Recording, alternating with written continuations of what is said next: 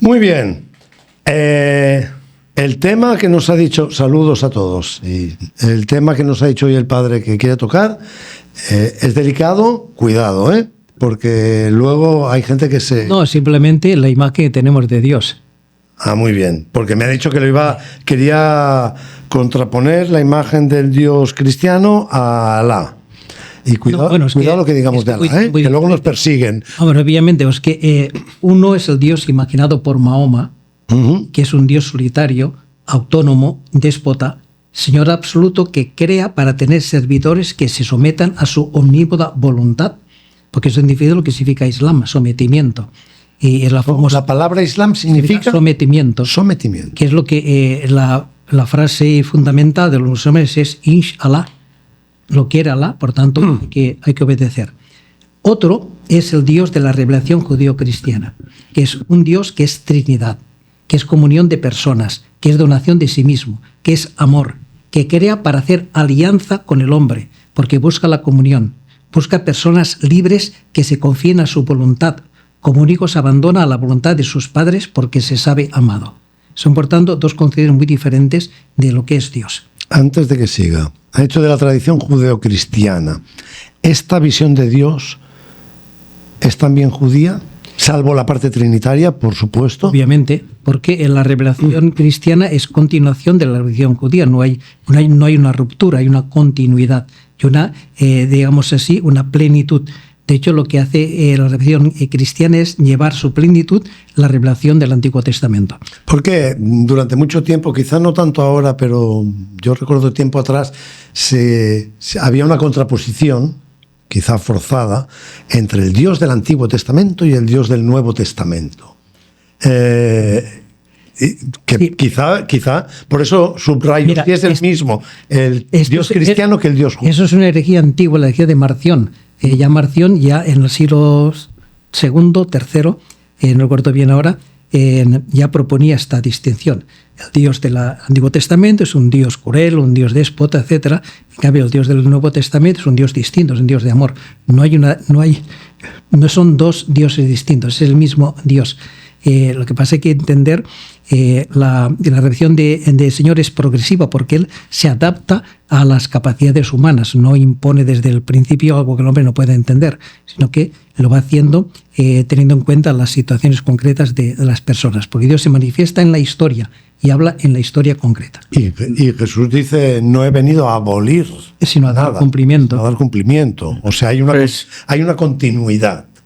Tengo entendido que en un principio, cuando surgió el cristianismo, de hecho algunos como que lo consideraban una secta más de los judíos que habían.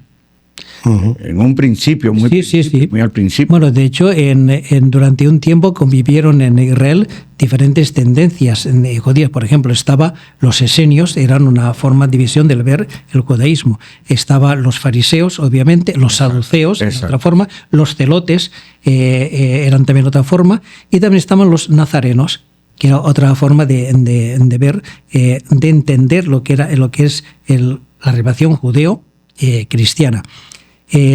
Lo que ocurrió es que después de la destrucción de Jerusalén en el año 70, muchos de los esenios desaparecieron por completo, tanto que casi los habíamos olvidado que existían. Ellos son los que estaban ahí en Qumran. Qumran, entre otros lugares.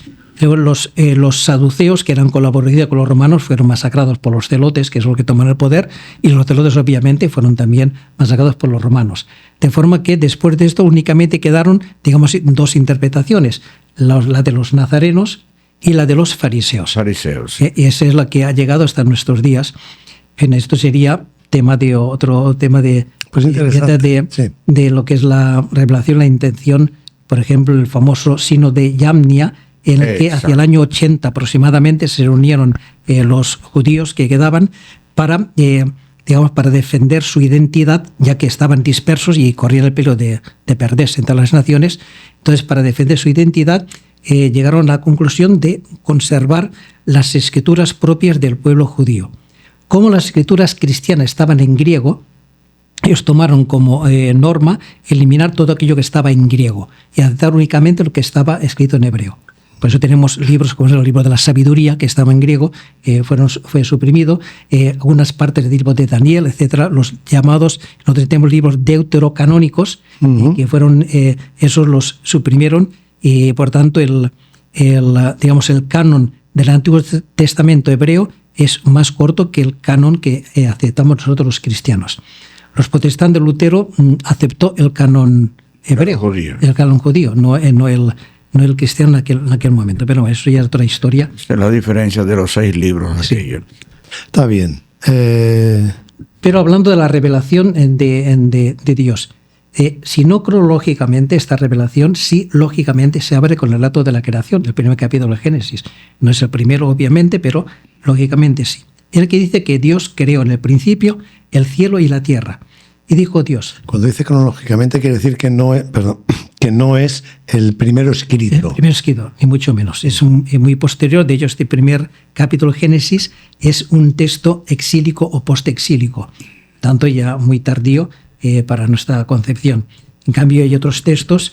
El texto más antiguo es una confesión de fe, y mi padre era un remedio errante que bajó a Egipto, etcétera, etcétera. Eso se entiende que es el texto escrito más antiguo. Pero bueno, eso ya sería del siglo IX, siglo X antes de Jesucristo, mientras que este primer capítulo es del siglo IV antes de Cristo. Entonces dijo Dios, hágase la luz, y se hizo la luz. O sea, pasó una tarde, pasó una mañana, día primero. Pero el texto no dice día primero, dice Yom Echad, y Echad es uno. Si hubiera dicho Yom Rishon, Rishon sí que es primero. Rishon viene también de Reid, que es lo primero que surge. Tenemos en cuenta que el hebreo es una lengua muy concreta, no tiene palabras abstractas, pero no dice Yom Rishon, sino Yom Echad. Echad es uno, único. O sea, como Dios que es uno. Tanto está diciendo que lo primero que crea Dios es la luz. ¿Y qué es la luz? Dios es luz, nos dirá San Juan. En él no hay tiniebla alguna. Por tanto, lo que en la creación, en el principio de la creación, está Dios que lo abarca todo. De este modo, la creación se inicia con la aparición de la luz, que es vida y permite la eclosión del resto de la creación. Pero Dios es luz, como afirma San Juan en su primera carta. Es Dios, por tanto, el que abarca toda la creación y la envuelve con su luz y da vida a todo. No se puede entender la creación y todo el universo sin Dios, que es el fundamento y el que lo sostiene todo y el que da, digamos así, permite que todo lo demás aparezca. Ahora bien, le podemos preguntar, ¿qué es la luz? Los científicos no se ponen de acuerdo respecto a esto y nadie conoce su esencia exacta. Solamente saben que la luz posee una doble naturaleza. Se comporta como partículas y se manifiesta como ondas, que es, por tanto, simultáneamente es materia y energía. Y, curiosamente, también Cristo posee una doble naturaleza, puesto que es Dios y hombre, y afirma de sí mismo, yo soy la luz del mundo. Tanto hay una cierta relación entre la luz y Dios. ¿Y cómo aparece la luz? La luz se forma en el interior de las estrellas. La materia está formada por partículas elementales que se agrupan en átomos, y los átomos están constituidos por un núcleo con carga positiva y unos electrones con carga negativa que orbitan alrededor del núcleo repeliéndose mutuamente. Pero sometidos a altísimas temperaturas, como ocurre en el interior de las estrellas, esta repulsión es disuelta produciéndose la fusión, generando una inmensa energía que se manifiesta en forma de luz y de calor. Este es el principio, por ejemplo, de la fusión nuclear, que es la energía que se está buscando, que es distinta, por desgracia también, de las bombas de hidrógeno, las bombas de fusión, que son mucho más potentes que las bombas atómicas, que son bombas de... No me sale la palabra. Lo que hace la bomba atómica es romper los átomos y provocar la explosión. Esto es lo que es fusionar. Si se hace de forma violenta, es una bomba. Si se hace de forma controlada, produce energía, como ocurre con las estrellas, que producen luz y calor. Es decir, energía que da vida, tal como ocurre en la Tierra, que vive gracias a la energía que recibe del Sol, la luz y el calor que recibe del Sol. Por tanto, la luz es imagen de Dios. Dios que no es solo ni está aislado y solitario en su cielo, sino que es Trinidad, comunicación de sí, amor al otro. Por eso Dios se nos muestra a nosotros como Padre, Hijo y Espíritu Santo. Es una forma que tenemos nosotros de hablar y de entender, porque no podemos expresar con nuestras palabras lo que es la naturaleza de Dios, que es inefable. Es decir, inefable significa literalmente que es inexpresable, no se puede hablar de él. Tanto, la naturaleza del Padre es amar. Pero amar, ¿qué significa eso? Amar significa donarse a otro. Porque para amar se necesita, tiene que haber una alteridad. Una persona solitaria no puede amar, porque ¿a quién se dona? ¿A quién se entrega? ¿A quién se ofrece? Por tanto, lo que hace el Padre es amar al Hijo, confiriéndole todo lo que es el Padre sin reservarse nada. De hecho, si el Padre se reservara algo para sí, que fuera exclusivamente suyo, eso lo haría distinto del Hijo. Sin embargo, el Padre no se guarda nada, sino que todo lo que tiene se lo da al Hijo. El Hijo en sí mismo no tiene nada propio, exclusivo suyo, porque si hubiera algo exclusivo suyo, eso lo diferenciaría del Padre, sino que el Hijo es el Padre entregado y acogido por el Hijo, que por eso es exactamente igual al Padre. Es distinto al Padre, pero no es diferente al Padre. Y el Hijo, y este intercambio, ¿qué es lo que hace el Hijo? El amor que ha recibido del Padre la devuelve al Padre. Y este intercambio de entrega del Padre al Hijo y del Hijo al Padre es el Espíritu Santo, que como es el Padre entregado al Hijo y, digamos así, devuelto al Padre, es exactamente igual al Padre y al Hijo, pero no es ni el Padre ni el Hijo, es el Espíritu Santo. Bueno. Es decir, los tres son distintos, porque el Hijo no es el Padre, pero no son diferentes, son iguales. Yo no quiero tener dolor de cabeza. No, sí. Es una forma muy burda de explicar algo que es inexplicable. Pero bueno, pero es así. Pero el asunto es que la diferencia entre el Dios, Alá, y el Dios, en cuanto a la esencia del Dios judeocristiano, ¿cuál es la...? El Dios de la religión judeocristiana es don total de sí mismo al otro. Es amor. O sea, Dios es aquel que se dona totalmente al otro. Que Dios es aquel que se dona totalmente a su criatura, se entrega totalmente a su criatura. O sea, ahí hay una continuación de lo que hablábamos hace una semana de la pobreza de Dios. Exactamente. Alá no es pobre. No, es todopoderoso. No se despoja de sí mismo. No, Alá impone su voluntad e impone su mandato. En cambio, el Dios de la religión judeocristiana es un Dios que ama, y por tanto, como ama, se muestra, digamos así, no puedo decir vulnerable, porque no es vulnerable, porque a Dios no se puede hacer daño, pero su corazón de padre amante, digamos, de alguna manera, sufre por el descarrío de sus hijos. Pero precisamente sufre porque les ama. Si una persona, por ejemplo, que yo no conozco, es desconocida, me dicen que ha hecho cualquier fechoría, yo puedo sentir cierta lástima por él, pero digo, bueno, total, ni lo conozco, ni sé quién es, ni me importa poco. Ahora, si es alguien allegado a mí, si es un hermano, o si es un hijo, entonces eso sí que me hace sufrir, porque hay una relación de comunión con esta persona. Por tanto, aquella persona que ama necesariamente se expone al sufrimiento cuando la persona amada se puede descarriar.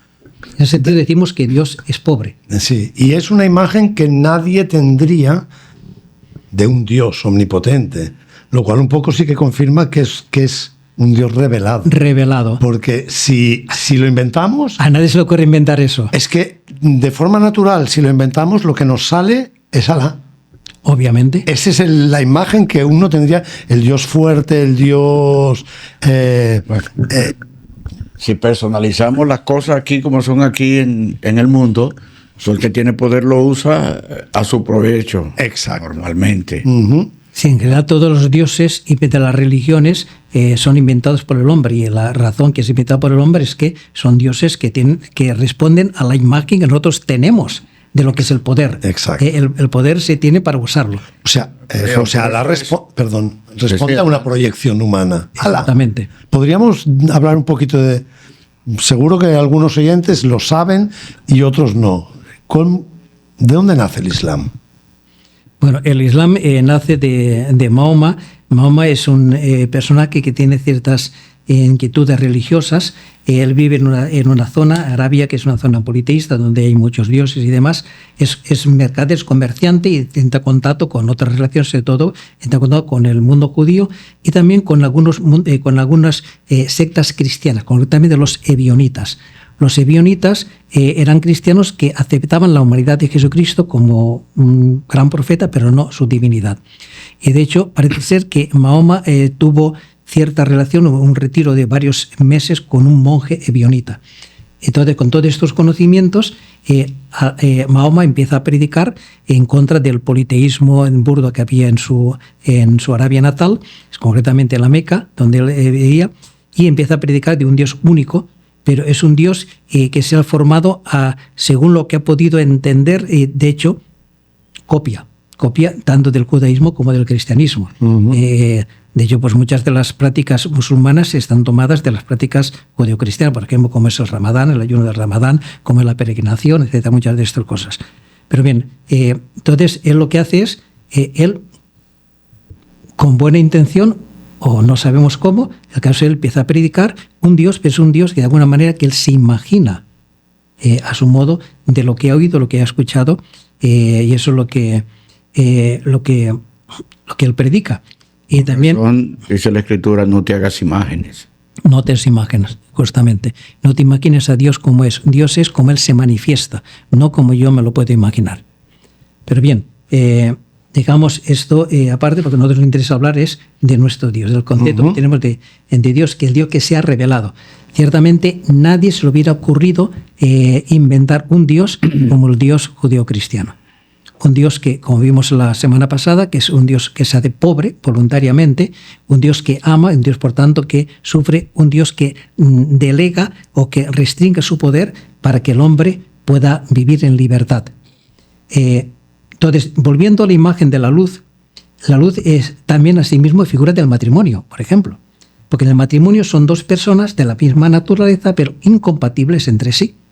El hombre y la mujer, por su diferente modo de ser humanos, se repelen entre sí, pero sometida su relación a la fuerza inmensa del amor divino, se fusionan en una sola carne.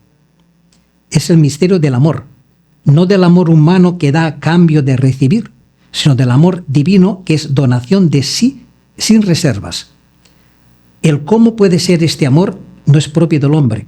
El darse entre los esposos requeriría otro artículo, tema que no vamos a abordar en el presente. Sí. Pero en este caso se da presente lo que es el amor de Dios. Por eso el matrimonio cristiano es un sacramento que sin el don, la gracia de Dios, no se puede entender. Entonces, tampoco tenemos que olvidar que el matrimonio es un sacramento, que estamos diciendo, sino que por tanto es signo de otra realidad, de la verdad sobre el ser humano. Porque el gran misterio de la existencia del universo se centra en la aparición del hombre. ¿Y cuál es la finalidad de la creación? El relato del primer capítulo de Génesis nos proporciona la pista adecuada. Dios crea por medio de su palabra. Y la palabra es el intento de comunicación, de establecer una relación. En los casos de que Dios diga y se hace lo que Dios dice. Por tanto, esta relación se da entre lo que no puede ser más diverso y opuesto entre sí, que es el ser y la nada, el creador y la criatura, entre Dios y el hombre, porque Dios es, la criatura no es, lo que es lo recibe de Dios. La distancia más absoluta que pueda haber es entre Dios y la criatura, o si queremos, entre Dios y el universo, o si queremos, entre Dios y la nada, porque el universo en realidad es nada y es por gracia de Dios que se lo concede. Por tanto, fiel a su propia naturaleza, el amor de Dios se expande fuera de sí mismo. Y al expandirse libremente, según la esencia del amor, crea. O sea, la creación no es algo que se le impone a Dios, sino que Dios crea porque quiere, no porque lo necesite, no porque necesariamente tenga que crear, crea porque quiere. O sea, porque quiere hacer partícipe de lo que Él es a lo que no es Él. Es decir, concretamente, a nosotros. Porque quiere entrar en relación con aquella criatura capaz de responder a su amor, que es el ser humano. Esta fuerza del amor de Dios hace que, a pesar de la infinita diversidad y distancia entre el creador y la criatura, Dios y el hombre llegan a ser uno.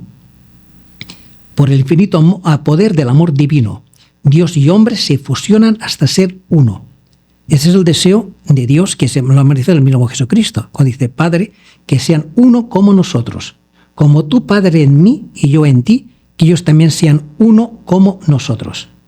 Tanto, este es el gran misterio de la realidad. La pregunta nos podemos hacer, ¿por qué existe todo esto en lugar de nada? La pregunta que se hacían los primeros filósofos, la pregunta más profunda que nos podemos realizar, pues ahora nosotros podemos responder. Existe esto porque hay un amor que quiere que nosotros seamos, porque quiere hacernos partícipes a nosotros mismos de su amor. Es bueno que Dios crea para el hombre, y todo el universo no es más que, digamos, el escenario donde se va a realizar esta historia de amor de Dios con el hombre.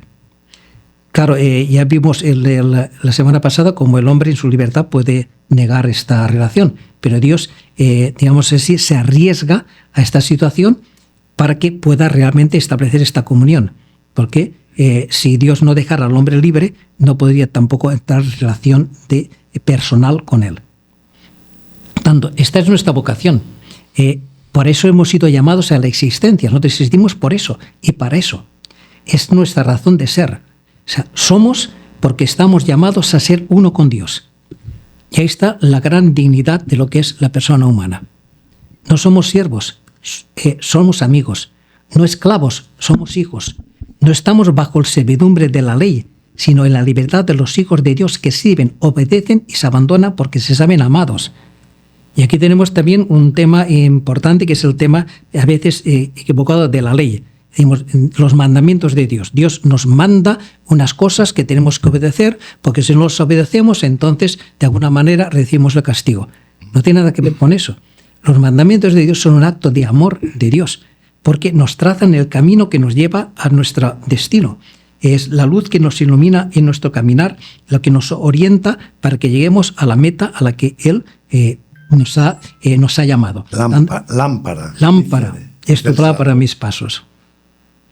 Donde está la verdad sobre nosotros, verdad que jamás hemos de olvidar. Y este es el norte que debe de orientar nuestras vidas. Todo lo que en ella sucede, desde nuestra concepción hasta que somos llamados a la casa del Padre, está en función de esta verdad. De forma que todo lo que Dios concede y permite en nuestra existencia tiene una intención, que es prepararnos para el encuentro con Él.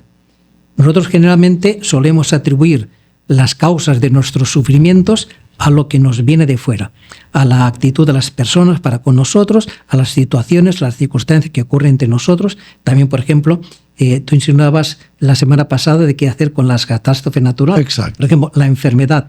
Una enfermedad que nosotros podemos atribuir como algún mal.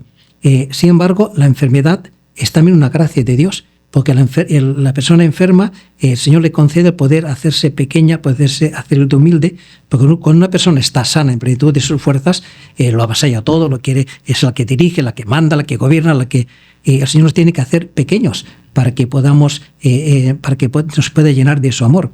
Y por tanto, la enfermedad nos hace débiles, nos hace de alguna manera necesitados de los demás, nos ayuda a prepararnos para este encuentro con el Señor. Es una gracia que Dios nos concede. En la visión del otro Dios, del Dios Alá, esas catástrofes solo tienen una interpretación, que son castigos. Es un castigo. De parte de ese Dios imponente.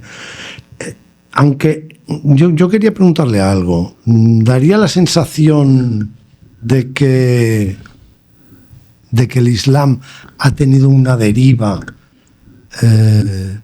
como de pueblos?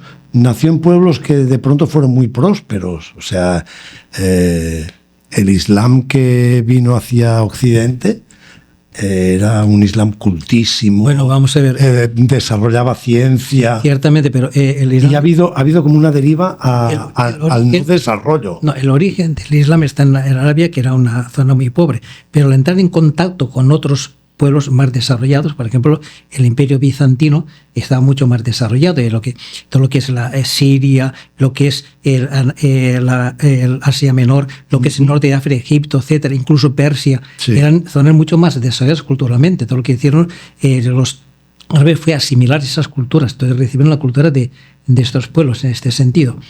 Bien, pero no vamos a entrar aquí en cuestiones sociopolíticas. Porque claro que un día queremos hablar del Islam. No, pero está interesante la visión porque en un principio, en esta, vamos a decir que en la Edad Antigua, hubo mucho progreso ahí en este... Sí, la cultura islámica era culturalmente muy superior a, digamos, a la más atrasada bárbara Europa, por ejemplo. Exacto. O sea, las matemáticas. Aquí todos los que han usado Baldor saben que hay un árabe en la portada, ¿verdad? En lo que es canalización de aguas, por ejemplo. Sí, sí. Mira, yo te puedo decir, por ejemplo, en los pueblos de origen árabe, que hay, por ejemplo, en mi tierra, no hay inundaciones. Porque ya sabían cómo construir. Venían de zonas áridas, pero sabían cómo construir para que no hubiera inundaciones.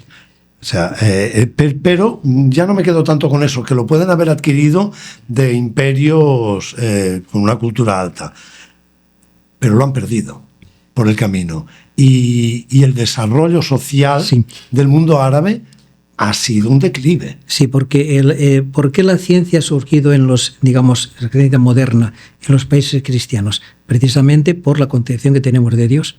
Un Dios que ha dejado al hombre libre y, por tanto, que le ha puesto en un jardín para que lo cultive.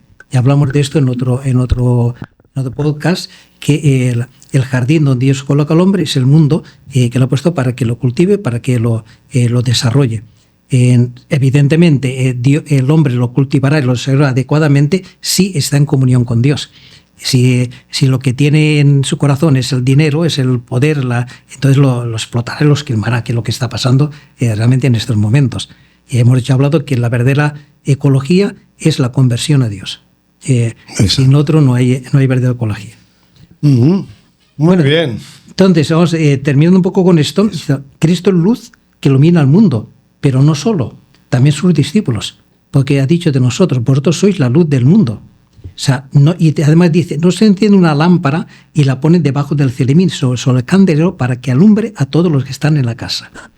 Tanto el cristiano como Cristo es la luz que muestra al mundo la verdad sobre su existencia, sobre la realidad del mundo, llamados a dar luz y calor al mundo, a fin de que el mundo tenga vida y vida en abundancia.